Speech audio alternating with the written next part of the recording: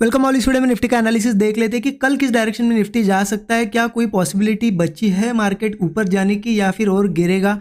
ये price action exactly क्या हमें बता रहा है वो देख लेते हैं, लेकिन उससे पहले देख लेते हैं कि इस दिन के लिए आज के लिए हमने क्या एनालिसिस किया था। देखिए कहीं ना कहीं मार्केट में आज यहाँ पे मार्केट सेलिंग साइड रहा है, लेकिन साइडवेज रहा है, मतलब बियरिश टू साइडवेज आज का मोमेंटम रहा है। ओपनिंग छोटी सी गैप डाउन हुई थी, क्लोजिंग नीचे ही हुई है, लेकिन मार्केट ऐसा नहीं कि चलो यहाँ से यहाँ गया तो मतलब बहुत पुट वालों ने पैसा बना लिया, ऐसा नहीं। मार्केट बहुत ज़्यादा साइडवेज था। आप देखो इस यहाँ पे पूरी रेंज में था, ठीक है। मतलब यहाँ किसी ने पुट्स ट्राई भी किए होंगे तो बार बार उनके भी यहाँ पे स्टॉप लॉसेस गए होंगे और कॉल वालों को भी कहीं ना कहीं परेशानी हुई होगी। उसके बाद भी मार्केट चलो थोड़ा नीचे आया, यहाँ पे बेक रेंज बनी। मतलब ऐसा कोई खास ट्रेड करने वाला तो दिन था नहीं यहाँ पे। जिन्होंने कुछ शॉर्ट्स मतलब छोटी छोटी पोजीशन या स्कैल्पिंग की होगी उनको कुछ ना कुछ मिला होगा। जैसे कि देखिए कल मैंने आपको क्लियर बताया था कि सेंसेक्स की एक्सपायरी है, सेंसेक्स में ट्रेड करूंगा, और मैंने ये भी बताया था आपको कि मेरा ट्रेड यहाँ पे बुलिश साइड का ही रहेगा, क्योंकि मार्केट का सेंटीमेंट और अभी का प्राइस एक्शन बुलिश है। तो मार्केट नीचे भी ओपन होता है तो मैं बुलिश सेटअप का वेट करूंगा। तो वैसे मैंने बुलिश सेटअप पे ही ट्रेड लिया और आज के दिन प्रॉफिट भी बनाया है। मैं दिखाता हूँ आपको कहाँ पे ट्रेड लिया, जो कि स्टूडेंट ग्रुप में शेयर भी कर दिया था।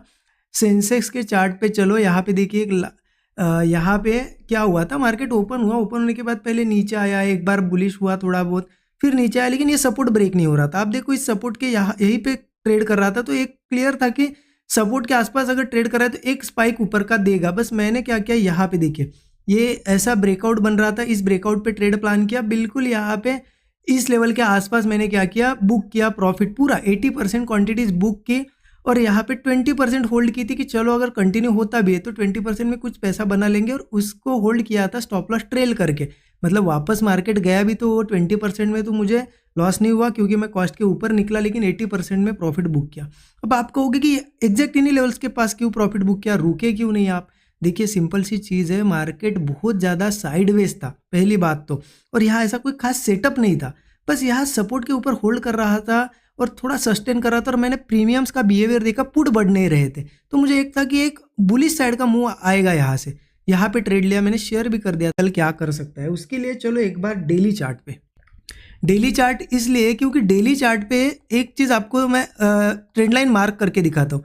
एक तो आपको पता है मार्केट ऊपर आया है, ऑल टाइम हाई लगना बाकी है, लेकिन ऑल टाइम हाई से पहले मार्केट यहाँ पे क्या किया है ना, रेंज बना रहा है। आप देखो 5-6 दिन हो गए कंटिन्यू एक ही रेंज में, कहीं निकला नहीं है ना। नीचे नीचे भी आने की यहाँ कोशिश हुई थी, लेकिन फिर से सस्टेन कर गया, फिर से इसी रेंज में है। अब ऊपर कब जाएगा या फिर यहाँ से क्या नीचे आएगा।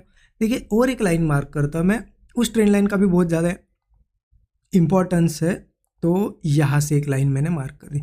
अब इसको डार्क करता हूँ तो आपको एक चीज़ समझेगी कि यहाँ पे भी ऐसा एक ट्रेंड लाइन का रेजिस्टेंस है। यहाँ रेजिस्टेंस लिया, फिर यहाँ लिया, फिर इसके आसपास है, लेकिन टेस्ट नहीं किया। आप देखो टेस्टिंग का बहुत ज़्यादा इंपॉर्टेंस है। अगर ये टेस्ट करता और फिर ऐसा स्ट्रक्चर बनता ना, तो मैं सेलिंग के लिए रेडी हो जाता कि चलो अब सेलिंग साइड के ट्रेड देखे जाए।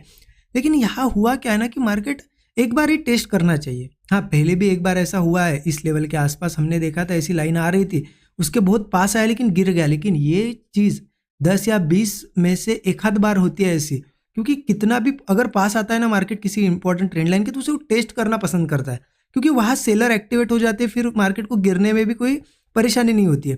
लेकिन यहाँ अभी तक टेस्ट नहीं हुआ, तो मुझे लगता है कि टेस्ट करने की कोशिश हो सकती है। अब कौन सी लेवल पे ट्रेड प्लान कर सकते हैं, 15 मिनट चार्ट पे चलो इंट्राडे के लिए देख लेते। देखिए जिस तरीके से मार्केट यहाँ पे एक सपोर्ट क्रिएट हुआ, फिर ऊपर ही सपोर्ट बना, और इसके ऊपर है हम अभी इस सपोर्ट के ऊपर, तो मुझे 850 के आसपास, 850 लेवल है ना 24 850, यहाँ पे एक सपोर्ट दिख रहा है और बहुत अच्छा सपोर्ट है। तो मुझे लगता है मार्केट को अगर बुलिश जाना है तो यही से जाना चाहिए, क्योंकि एक बार ही 850 के नीचे नीचे इस सपोर्ट के नीचे आता है ना, तो वीकनेस बहुत ज़्यादा बढ़ेगी, फिर मार्केट को ये सपोर्ट्स वगैरह एक बार टेस्ट या ब्रेक करने पड़ेंगे। तो मार्केट के लिए ये बहुत अच्छा चांस है, यहाँ से ऊपर जाना है तो यहाँ से चला जाए। ठीक है, तो कल का प्लान क्या होना चाहिए, कल मेरा सिंपल प्लान रहेगा। कल के लिए मेरा प्लान ये रहेगा, ये लेवल मैं मार्क करके आपको रख देता हूँ तो समझ में आएगा। 850 लेवल मार्क करिए। मेरा प्लान ये है कि कल की ओपनिंग इसके ऊपर हो, कल की ओपनिंग इसके ऊपर हो तो क्या कर सकते हैं हम, ठीक है, एक ओपनिंग के बाद मान लो एक बार नीचे चला भी गया, 25 850 के नीचे चला भी गया तो कोई दिक्कत नहीं, क्योंकि ओपनिंग सपोर्ट के ऊपर हुई है। नीचे जाने के बाद अगर कुछ देर में रुक के मार्केट फिर ऊपर आता है 850 का और कोई ब्रेकआउट वगैरह बनता है, तो मैं बुलिश कॉल साइड के लिए रेडी हूँ। लेकिन एक अगर ऐसी चीज़ होती कि मार्केट सीधा 850 के नीचे ओपन हो तो ये थोड़ा दिक्कत हो सकता है, क्योंकि सपोर्ट के नीचे ही गैप डाउन ओपनिंग मतलब सपोर्ट ब्रेक हो गया है। तो फिर उसके बाद थोड़ा देखना पड़ेगा, ऐसा नहीं कि ब्रेक के बाद सीधा पुट ले लेंगे, लेकिन देखेंगे कि मार्केट अगर थोड़ा बहुत रुक के ऊपर जाने की कोशिश करता है और ऊपर जा नहीं पाता है, फिर से लोज के आसपास ट्रेड करता है, तो कोई ब्रेकडाउन पे फिर पुट ले सकती है, क्योंकि इसके नीचे जाता है तो सपोर्ट्स कहाँ पे सीधा 25,750 पे एक सपोर्ट है, 25,700 इन लेवल्स के आसपास सपोर्ट है। तो मेरे हिसाब से मार्केट को ऊपर जाना है तो ये लास्ट चांस है। और आज देखो आप सेलिंग हुई कैसी है, बार बार सेलिंग ट्राई हुई, लेकिन देखिए आप बड़ी बड़ी ग्रीन कैंडल से बार बार मतलब होल्ड कर रहा था, तो कोशिश तो हो रही है कि यहाँ से ऊपर जाए मार्केट।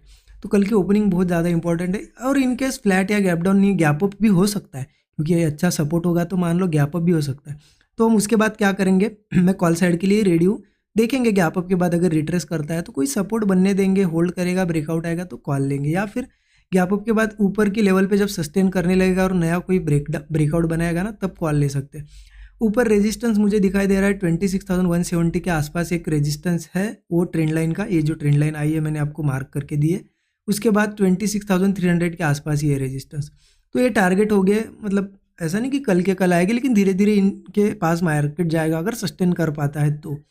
ठीक है, तो ये प्राइस एक्शन मुझे अभी के लिए लग रहा है। और एक चीज़ मैं आपको दिखाऊँ ना, तो आप एक चीज़ समझिए, थोड़ा सा देखिए, मार्केट बहुत पास है ट्रेंड लाइन के या फिर ऑल टाइम हाई के, बार बार कोशिश भी हुई है, देखिए यहाँ ब्रेकआउट भी बना, लेकिन ऊपर जा नहीं पाया। बाइंग में लोग इंटरेस्टेड नहीं थे, तो मुझे लगता है एक बार सेलर्स को फंसाने के लिए आया हो, ये ऐसा भी हो सकता है, क्योंकि आप देखो यहाँ से एक ब्रेकडाउन बना है, बहुत से लोगों ने क्या सोचा होगा कि चलो ब्रेकआउट तो बन रहा है लेकिन फेल हो रहा है, अब सेलिंग ही करते। अगर यहाँ फंसे हो गए ना तो बहुत तेज़ी से मार्केट बढ़ेगा यहाँ से, ये मोमेंटम यहाँ से यहाँ का अगर आएगा तो बहुत ज़्यादा फास्ट होगा, हो सकता है सीधा गैप अप के साथ आए, या फिर कल भी आता है तो फास्ट होगा। तो इस तरीके से थोड़ी अब मुझे ये लॉजिक लग रहा है मार्केट में, और ये प्राइस एक्शन लग रहा है। बाकी देखते हैं। सेलिंग का भी मैंने बता दिया आपको कि 850 के नीचे नीचे ही ओपन होता है, तो थोड़ा बहुत देखेंगे, फिर सेलिंग कर सकते हैं। नीचे के टारगेट्स मैंने अभी आपको बताए थे।